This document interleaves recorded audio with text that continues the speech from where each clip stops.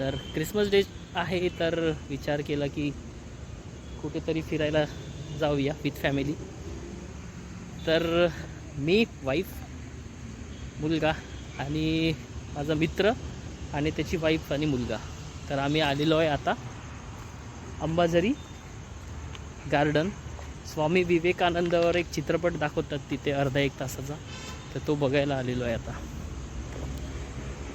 तर बघूया, थोडं वेळ बाकी आहे, 15 ते 20 मिनिट बाकी आहे सुरू व्हायला गार्डन.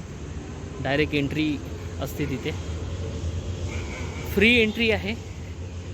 गार्डन बंद आहे दिवसभर, गार्डन बंद असते फक्त मॉर्निंग वॉकसाठी. मॉर्निंगला आय थिंक सुरू आहे, बाकी वेळेस गार्डन बंद आहे.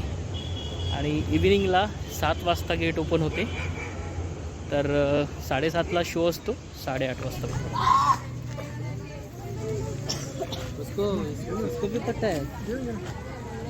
तर शो असतो 7:30 ते 8:30. स्वामी विवेकानंद कहाणी अनुभूतीची. तर एंट्री करून आतमध्ये आता चाललेलो आहे. आता किती आतमध्ये आहे ते माहिती नाही. हे लाईट्स आहे, या लाईट्सला फॉलो करत करत जायचं आहे. हां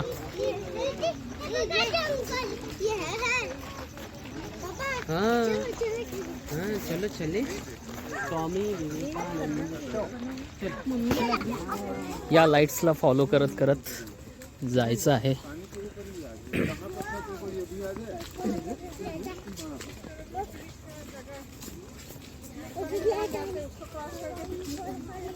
रोनू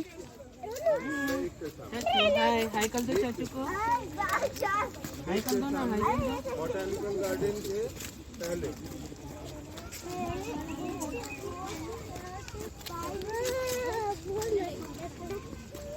आदू हाथ पकड़, आदू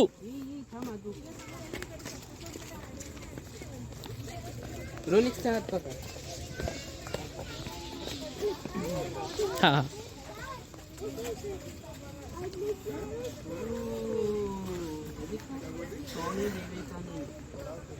तर या ठिकाणी स्वामी विवेकानंदजीचं स्टॅच्यू आहे, हे बघा.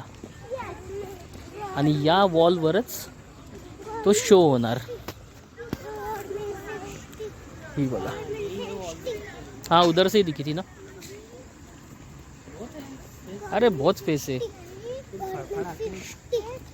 ही बसण्याची फॅसिलिटी आहे इथे. हाँ ये क्या है, आगे वाला ही तो पेड़ आ रहा है लेकिन बीच में. हे बघा ही सिटिंग अरेंजमेंट. तर 7:30 वाजता शो सुरू होईल. वेळ आहे शो सुरू व्हायला. आता जस्ट वाजलेले आहेत 7:10.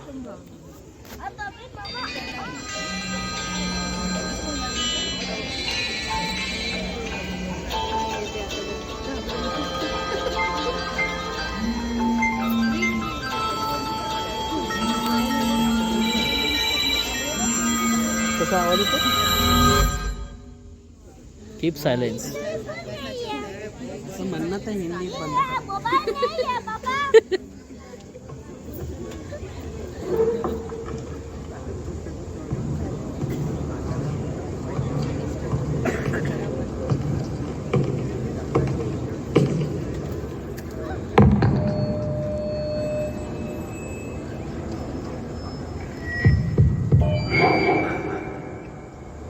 Sisters and brothers of America,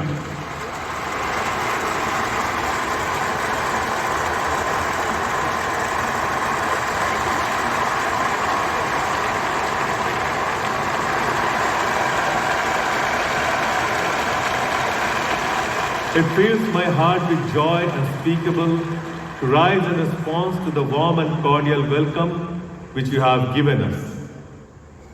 I thank you in the name of the most ancient order of monks in the world.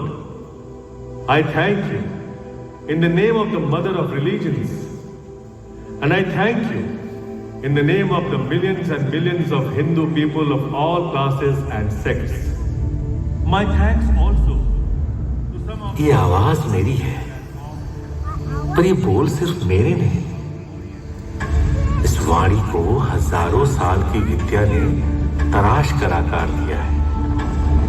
इस सोच में कई पीढ़ियों ने अपने रंग भरे हैं। इस कथा को युगों के ज्ञान मंथन ने रचा है। मैं केवल एक भिक्षुक हूं जिसे भिक्षा में ये अनोखी कथा कहने को मिली है। मैं केवल एक दूत हूं जो आज ये दिव्य संदेश आप तक पहुंचाने के लिए यहां आया है।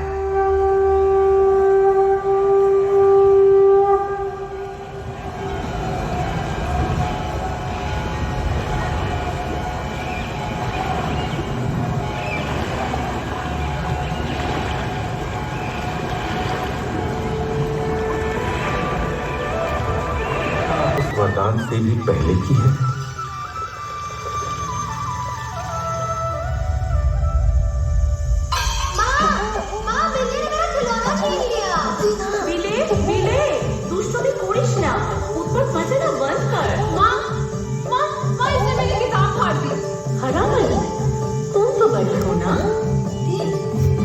हे भोलेनाथ, मैंने आपसे एक पुत्र मांगा था, आपने तो मुझे अपना एक शिवगन भेज दिया। स्वर्णमयी, मेरे जीवन भाग्य को सबसे पहले मेरी मां ने आकार दिया। अपनी व्याकुल प्रवृत्ति के कारण मैंने अपनी मां और बहनों को बहुत सताया, पर उन्होंने मेरी चंचलता को बड़े ही धैर्य से संभाला। इस स्नेह और संयम के लिए मैं हमेशा उनका आभारी हूं। मैं एक क्षण के लिए भी शांत नहीं रह पाता था।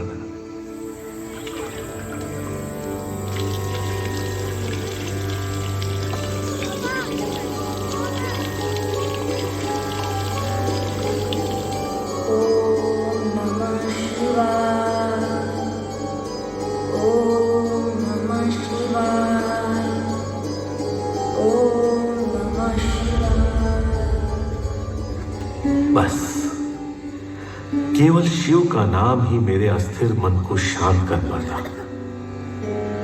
ये बात मेरी मां समझती थी और उन्होंने ही मेरी उत्तेजना को एक दिशा दी।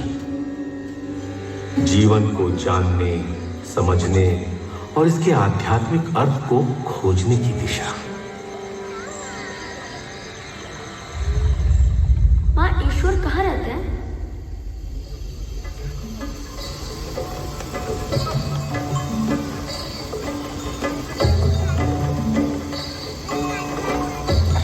मेरे पिताजी श्री विश्वनाथ दत्ता कलकत्ता में वकील थे। उनका काम उन्हें नए नए नगरों में ले जाना।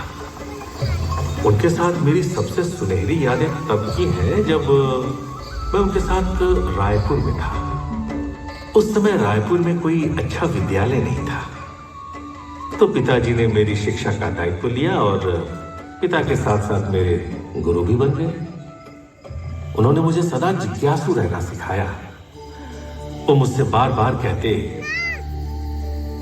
नरेन, सवाल पूछो और उस सवाल का उत्तर खुद ढूंढो।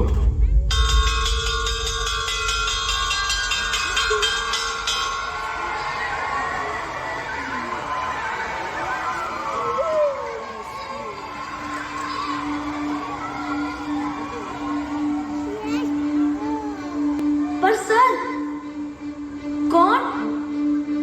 क्या? कैसे? कहाँ? किसने? क्यों?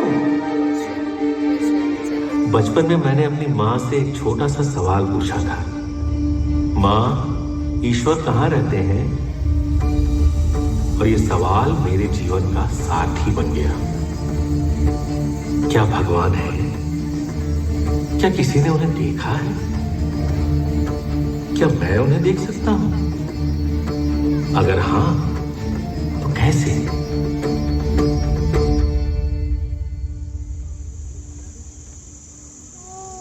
मेरी खोज मुझे ब्रह्मो समाज के द्वार तक ले गई, जहां ईश्वर को निराकार और निर्गुण माना जाता है, जहां भक्तों में कोई भेदभाव नहीं और भगवान की कोई मूर्त नहीं। ईश्वर की यह परिभाषा मेरी समझ में तो आ गई, पर फिर भी ईश्वर के अस्तित्व को लेकर मन में जो प्रश्न थे वो मुझे परेशान करते रहे। तो एक दिन मैंने ब्रह्मो समाज के मुखिया से पूछा, महाशय, क्या आपने ईश्वर को देखा है? नौरेन, तुम्हारी आंखें एक योगी की हैं। देवेंद्रनाथ टैगोर भी मेरे इस मायावी प्रश्न का उत्तर न दे सके। बस इस एक सवाल का जवाब मैं अपने हर अनुभव में ढूंढता रहा।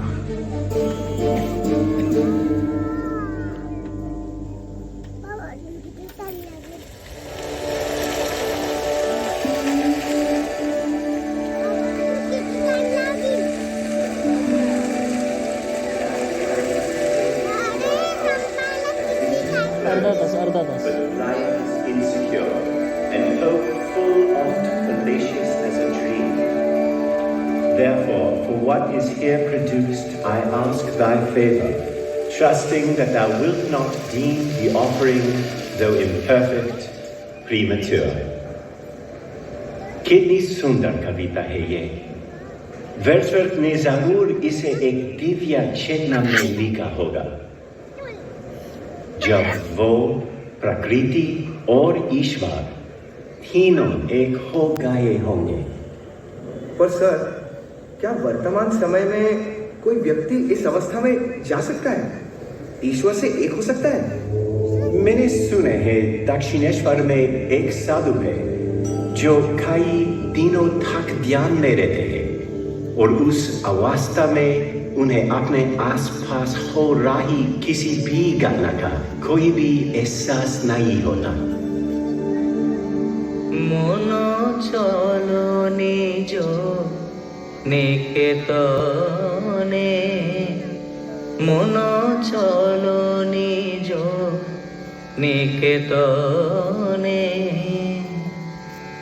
সংসার বিদেশে বিদেশির বেশে ভ্রম কেন কারণে। क्या यही वो थे जिसकी बात प्रोफेसर विलियम हेस्टी ने की थी? ये साधारण सा मनुष्य कैसे एक महान साधु होने का दावा कर सकता है? ये तो पाखंडी मालूम होता है। क्या ये ईश्वर से एक होने का मतलब भी समझते हैं? ये तो मुझे ही नर नारायण बुला रहे हैं। कहते हैं मैं लोगों का कष्ट दूर करूंगा, उन्हें मुक्ति दिलाऊंगा। ऐसे व्यक्ति पर मैं कैसे भरोसा कर सकता हूं? कभी कभी दूसरे लोग आपको आपसे ज्यादा पहचानते हैं, बेहतर परख सकते हैं। जो रामकृष्ण परमहंस जी ने मुझ में देखा वो मुझे नहीं दिख रहा था।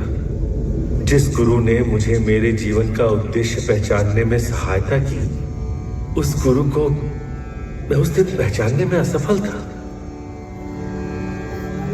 इधर मैं जीवन का सत्य खोजने में लगा था और उधर जीवन ने मेरे लिए कुछ और ही सोच रखा था।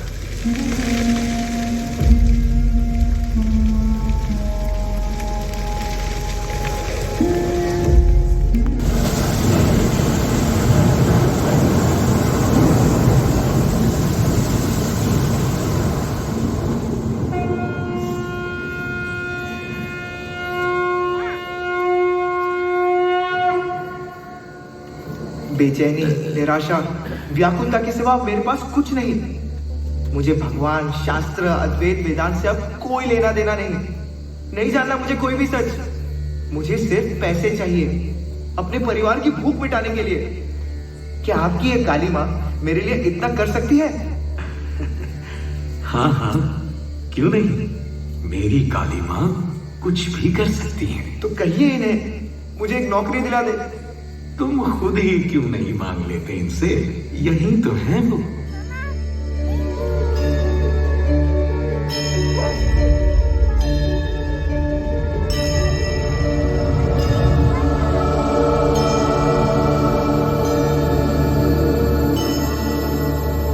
मांगी अपनी नौकरी? नौकरी नहीं। उनके सामने आकर मन जैसे भर भी आया और खाली भी हो गया। अच्छा, चलो चलो, एक बार फिर से कोशिश करो।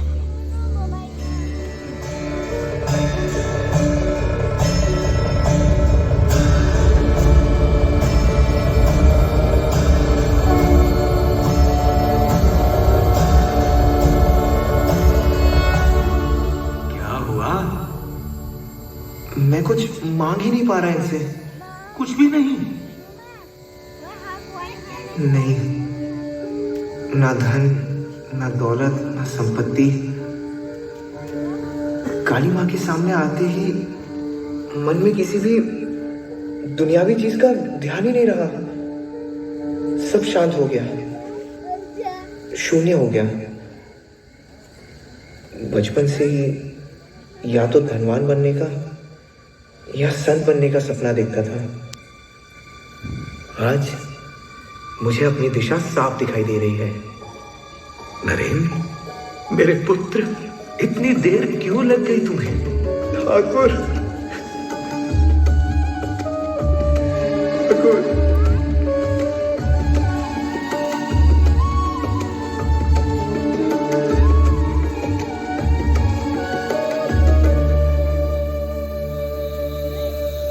जैसे एक माँ अपने बच्चों के लिए उनके मन अनुसार अलग अलग पकवान बनाती है ना, वैसे ही ईश्वर तक जाने वाले कई मार्ग हैं। रास्ता जो भी हो, ईश्वर के द्वार तक ही जाता है। ईश्वर मानो अमृत का एक असीम सागर है, जो मीठा है, शुद्ध है। क्या तुम्हें इस अमृत में समाना नहीं है? गुरु रामकृष्ण परमहंस के मार्गदर्शन ने मेरे विचलित मन को शांत कर दिया। मन व्याकुलता से स्थिरता की ओर, मांगने से मानने की ओर, अंधेरे से उजाले की ओर बढ़ गया। और अब मेरी जिम्मेदारी है कि मैं अपने गुरु की इस विरासत को आगे ले जाऊं, सारे संसार तक पहुंचाऊं।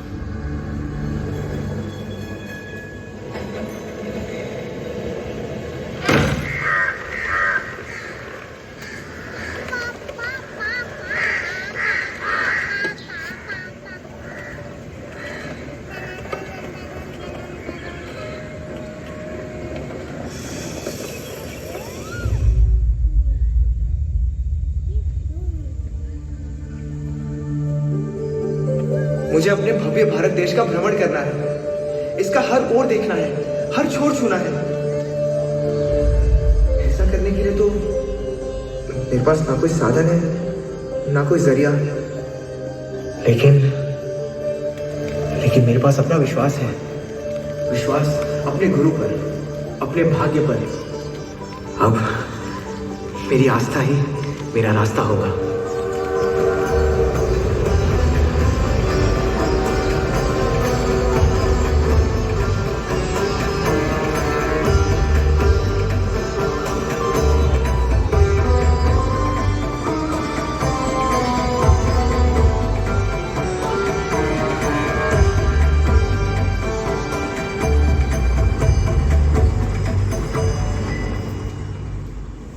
क्या आप मुझसे अन्न स्वीकार करेंगे? क्यों नहीं? मैं एक सन्यासी हूं। मेरा ना तो कोई धर्म है, ना कोई जात।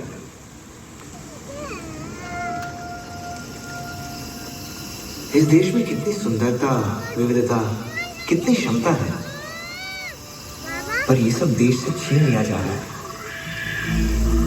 इस अपार शक्ति को मिटाया जा रहा है। मैं इसको फिर से उजागर कैसे कर सकता हूं? कैसे करूं अपने देश के युवाओं को प्रेरित कि वो अन्याय के विरुद्ध बिना डरे आवाज उठाए और आगे बढ़े? क्या मैं इस कार्य के लिए योग्य हूं भी या नहीं?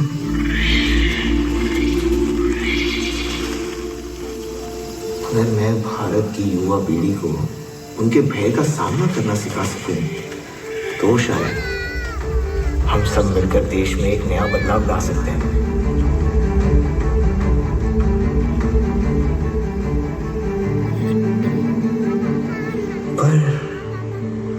होता कौन हो बदलाव लाने वाला? मेरे मन में कई शंकाएं थी, लेकिन हलचल के इस धुन में मुझे अपने गुरु और मां काली का आभास हुआ।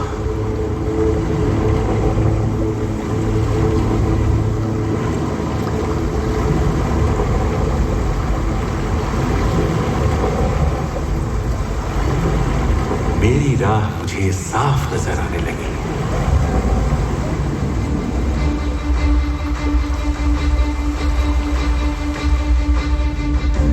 शक्ति, उपनिषदों के हर पन्ने से मुझे शक्ति पुकार रही है, कह रही है मैं तेरे भीतर हूं, तो कुछ भी कर सकता है। खुद पर विश्वास रख। ये मत सोच कि तू निर्बल है। निर्बलता दुख है, शक्ति ही आनंद है। निर्बलता विनाश है, शक्ति ही जीवन है। निर्बलता मृत्यु है, शक्ति अमर है। अपने अधिकार के लिए लड़, साहसी बन, शक्तिमान बन। अपना भार अपने ही कंधों पर उठा और ये मान ले, अपने भविष्य का निर्माता तो खुद है। एक आदर्श उठा, अपने जीवन के लिए उस एक आदर्श पर बन। उसी को सोच, उसी का सपना।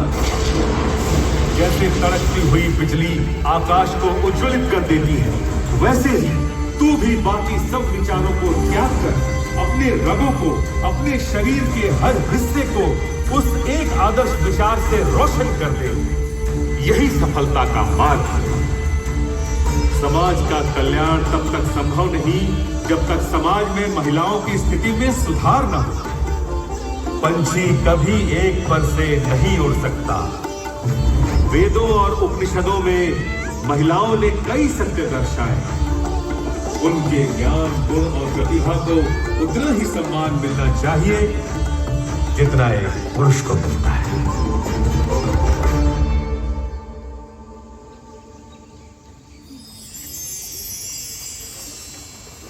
मैं खुशी खुशी युवा पीढ़ी को एकत्रित कर उनमें वो भावनाएं जगा रहा था जिसकी देश को जरूरत थी। पर नियति ने मेरे लिए कुछ और भी सोचा था। हिंदू धर्म का प्रतिनिधित्व पार्लियामेंट ऑफ रिलीजन्स में किसको करना चाहिए?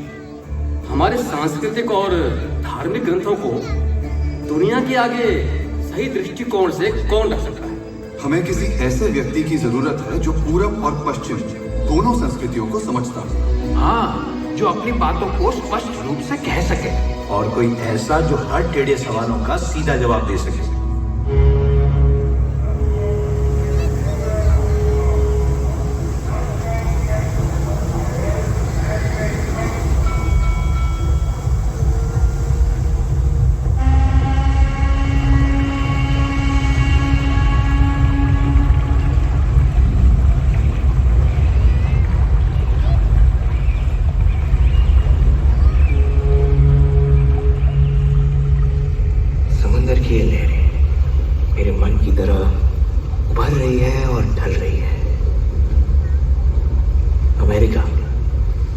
अजनबी देश, अजनबी संस्कृति, मन फिर विचलित है।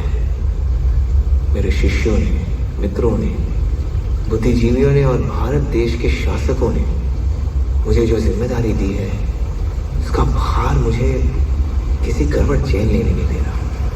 आपने मूर्ति पूजा से जुड़ी मेरी कई गलत धारणाओं को मिटा दिया है स्वामी जी। हमारे धर्म से जुड़ा सत्य आपसे बेहतर कोई नहीं समझा सकता। इस महान कार्य के लिए तुमसे बेहतर कोई नहीं है। भारत की आवाज को खोने मत देना। स्वामी, मेरी उपहार स्वीकार करो। क्या भारत की बात दुनिया तक पहुंचाने के सपने पर पूर्ण विराम लग गया है? जिन्होंने मुझ पर विश्वास किया, क्या वो विश्वास अब टूट जाएगा? ये सवाल मेरे मन को कचोट रहे थे। पर जीवन अगर राह में रुकावटें लाता है, तो उन रुकावटों को दूर करने के साधन भी साथ ही लाता है।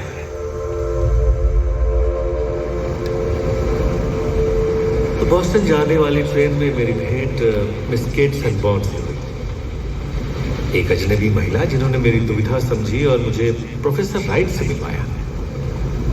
भारत देश का संदेश आगे बढ़ाने में प्रोफेसर राइट ने मेरी बड़ी मदद की। शिकागो में हो रहे पार्लियामेंट ऑफ रिलीजन्स में हिस्सा लेने के लिए उन्होंने मुझे प्रयोजन पत्र दिया और वहां पहुंचने के लिए मेरा टिकट भी करवाया।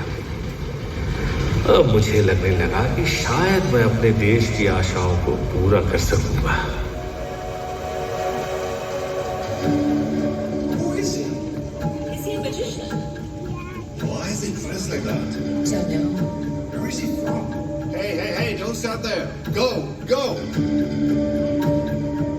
अजनबी देश, अजनबी भेष। अमरीकियों ने कभी किसी को इन कपड़ों में नहीं देखा था और वो मुझे हैरान आंखों से ताक रहे थे। मेरी मदद फिर एक संवेदनशील अजनबी मिसेस हेल ने की। शिकागो की सड़कों पर मुझे सहमा हुआ, खोया हुआ देख उन्होंने खुद मुझे आर्ट इंस्टीट्यूट ऑफ शिकागो तक पहुंचाया, जहां पर पार्लियामेंट ऑफ रिलीजन्स चल रहा था। उस विशाल हॉल में बैठे मैं भिन्न भिन्न देशों से आए बुद्धिजीवियों का भाषण सुन रहा था। मैंने फिर अपने भय को उभरते महसूस किया। मेरी धड़कनें बढ़ रही थी।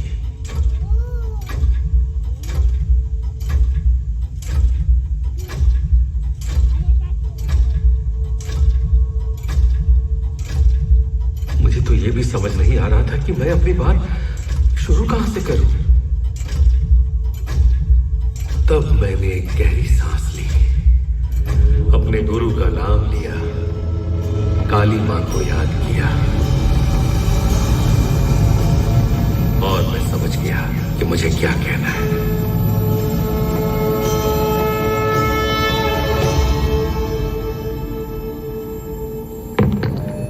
Sisters and brothers of America,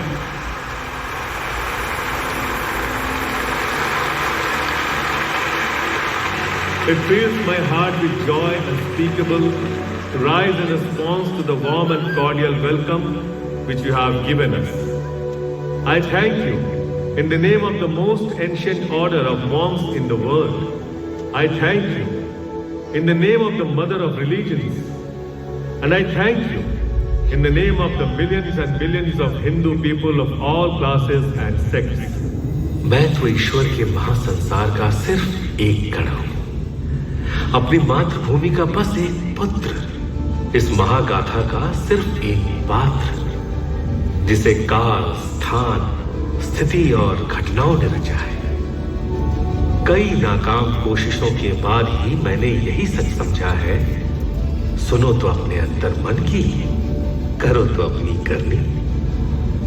जो कुछ भी मैं हूं या बन सकता हूं, सब मुझी से है, मेरे भीतर ही है। मन की गहराइयों से जो उत्पन्न हो, वही है परम सत्य। हमारे देश को वीरों की जरूरत है। वीर बनो, पर्वत की तरह अपने सच पर अटल रहो, क्योंकि जीत हमेशा सच्चाई की होती है। भारत की नई ज्वाला बनो, जो देश की रग-रग में नया जोश भर सके। हा यांचा असा सेटअप आणि साऊंड क्वालिटी खूप मस्त होती इथली. फोटो सेशन सुरू आहे.